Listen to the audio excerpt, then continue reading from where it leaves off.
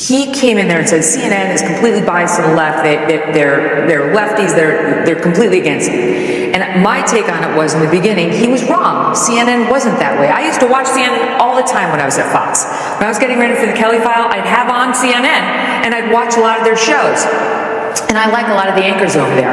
But my view is, CNN became the thing Trump said they were and they weren't, and now they are. Now they're indistinguishable from MSNBC. But you have to admit, it's very hard to cover a guy like Trump who does awful things. Yeah. Oh, you do agree? No, I agree. Yes, of course. Okay, well then you're going to look left wing. No. Because in a recent episode of Real Time with Bill Maher, journalist Megyn Kelly made headlines by directly challenging Maher on a range of cultural issues. During a segment that was expected to be routine, Kelly's assertive tone and clear counterpoints visibly shifted the energy in the room. She pushed back on Maher's usual commentary regarding cancel culture, political correctness, and the broader woke movement, delivering arguments that were both sharp and undeniably effective.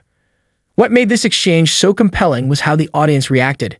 Typically aligned with Maher, the crowd found itself applauding several of Kelly's points. Maher, usually in control of the conversation, appeared somewhat caught off guard by the shift in momentum. At times, he even found himself on the defensive as Kelly dismantled some of his long-held views with well-articulated logic and unapologetic clarity.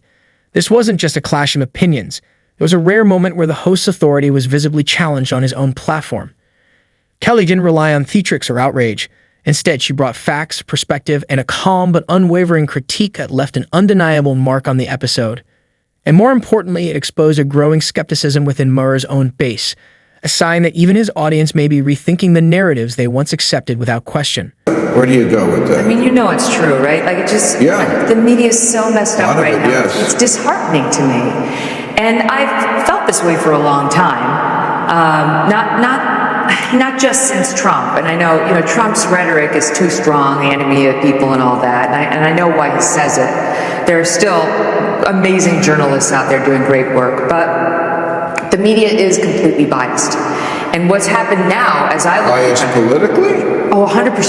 Yes, they're biased. You work for Fox News. I think there's another side to the story. Of course, Bill, of course. But Fox News was born and did so well because it was the only voice offering the other side of the coin. And the rest of the media was biased toward the left. You know what the media is biased towards? Money. They're biased toward money and conflict because that's what sells. I don't think, I was watching the Virginia rally this week. There was a gun rally. It was peaceful. And you could see how disappointed the media was that the Civil War didn't break out. Right, of course. That's what I think the media bias is, more than politics. No, because look, I think there was a liberal slant in the media even before Trump got in there, but he went in there and now, take CNN. He came in there and said CNN is completely biased to the left. They're lefties. They're completely against me. And my take on it was, in the beginning, he was wrong. CNN wasn't that way. I used to watch CNN all the time when I was at Fox. When I was getting ready for the Kelly File, I'd have on CNN and I'd watch a lot of their shows. And I like a lot of the anchors over there. But my view is, CNN became the thing Trump said they were and they weren't, and now they are. Now they're indistinguishable from MSNBC. But you have to admit, it's very hard to cover a guy like Trump who does awful things. Yeah. Oh, you do agree? No, I agree. Yes, of course. Beyond her debate with Maher, Kelly's remarks revealed something deeper: the media's growing dependency on polarization. She argued that outlets like CNN and others have strategically evolved into the very thing many critics feared. Networks that increasingly cater to one side of the political aisle, regardless of journalistic integrity. Her critique struck a chord, especially when she pointed out that these shifts weren't driven by necessity, but by profitability. Kelly acknowledged that while she's often been critical of Donald Trump, she also sees how he's been used as a tool by major news outlets.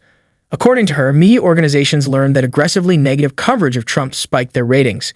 In response, they doubled down on this formula, further dividing the public and fueling outrage to maintain their relevance.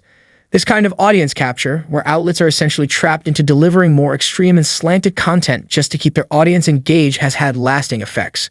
Maher's audience, typically seen as more moderate or center-left, found themselves nodding in agreement with Kelly. That shift speaks volumes. People across the political spectrum are growing tired of the manipulation and the endless push for clicks over truth. The takeaway is clear. This isn't just a problem of one political figure being misunderstood or unfairly covered.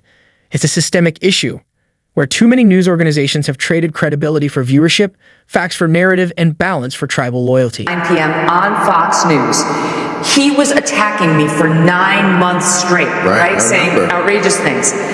It took everything in me to go out on the set night after night and not make it personal and not have a vendetta against him and not be overly harsh on him because of what he was doing to me and my family. But I did it. It's doable. You just have to remember, it's not about you. Right. It's about the audience and the truth. So here, okay, and you know what? What's great is, I keep saying all year long, you can hate Trump, you can't hate the people who like him. I've heard you say that.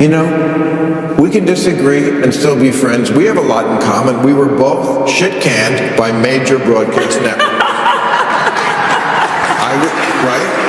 I was shit-canned by ABC. You were shit-canned by NBC. Yeah. It's not the worst thing in the world that happens to you. And I tell you, when that happened to you, I was angry for you. Honestly. Because this cancel culture, it's so funny. When they do polls, they find like 80 to 90% of the people in this country hate this shit. Yep. Even liberals hate this shit. That's right. This is one reason why Trump got elected. Because people hate political correctness so much that they'll even take it in the mouth of a werewolf like that when he's not politically correct. Because he's a fighter, and they see this is the package that comes in. Right. But when individual instances come up, everybody is so afraid to stand up.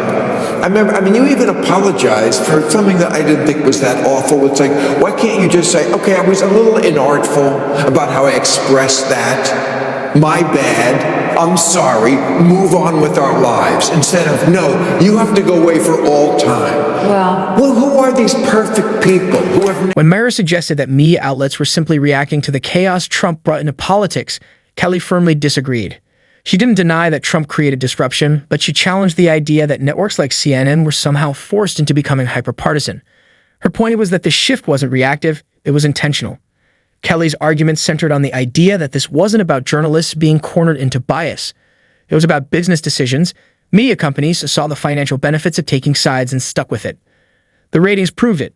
Dividing viewers and reinforcing echo chambers turned out to be extremely profitable, and so the industry adapted accordingly.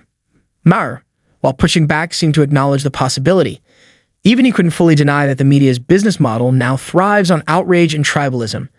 And while he tried to suggest that Trump's behavior left outlets with no choice, Kelly reminded him that journalism isn't supposed to surrender to pressure. It's supposed to rise above it. This part of the conversation moved beyond left versus right. It spotlighted the structural decay of modern media. And even though Kelly and Maher don't agree on everything, they converged on one uncomfortable truth. We're witnessing a media environment that no longer serves the people, it serves itself.